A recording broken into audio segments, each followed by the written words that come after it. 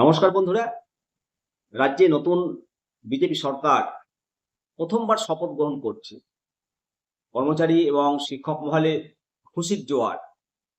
রাজ্যের লক্ষ লক্ষ সরকারি কর্মচারী, শিক্ষক, শিক্ষিকা, পেনশন ভোগীদের জন্য রয়েছে বিশাল সুখবর। দীর্ঘ প্রতীক্ষার অবসান ঘটিয়ে কেন্দ্রীয় হারের সঙ্গে ডিএর ফারাক কমাতে বড় সড় পদক্ষেপ গ্রহণ করতে চলেছে নতুন সরকার।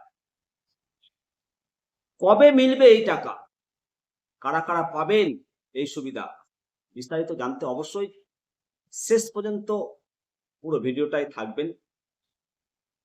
কারা এই বর্ধিত ডিএ পাবেন, সূত্র মারফত যেটা জানতে পারলাম, প্রথমেই রাজ্যের স্থায়ী সরকারি কর্মচারী, প্রাথমিক শিক্ষক, মাধ্যমিক স্তরের শিক্ষক, কলেজ শিক্ষক সহ শিক্ষাকর্মীদের সঙ্গে পেনশন ভোগীরাও এই সুবিধা পাবেন।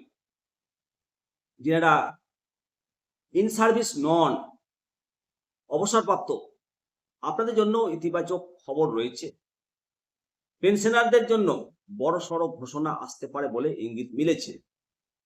সরকারের মূল লক্ষ্য যে কেন্দ্রের সঙ্গে রাজ্যের কর্মীদের যে ডিএর ফারাকটা রয়েছে সেটাকে ধাপে ধাপে ব্যবধানটাকে কমিয়ে আনা। কবে নাগাদ মিলতে পারে এই টাকা?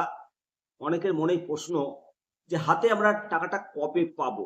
বন্ধুরা, সরকার থেকে নির্দিষ্ট কোনো তারিখ ঘোষণা করা হয়নি, তবে এটা অন্তত মনে করা যায় যে আগামী কয়েক সপ্তাহের মধ্যেই মাননীয় মুখ্যমন্ত্রী শ্রী শুভেন্দু অধিকারী মহাশয় নিজে এই বড় ঘোষণাটি করতে পারেন।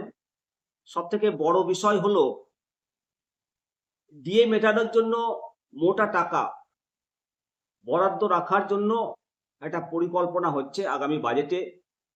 অর্থাৎ সরকার এই বিষয়টিকে অত্যন্ত গুরুত্ব দিয়ে দেখছে।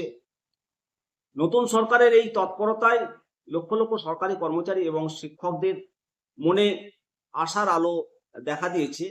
প্রশাসনিক স্তরে এখন সাজো সাজো রব। দীর্ঘদিনের পাওনা সুযোগ সুবিধা কর্মচারীরা যাতে পান সেদিকে সরকার প্রশাসন নজর দিচ্ছে।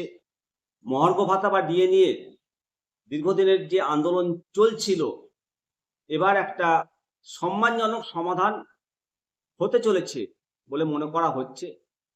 বন্ধুরা, ডিএ নিয়ে এই ইতিবাচক পদক্ষেপকে আপনারা কিভাবে দেখছেন?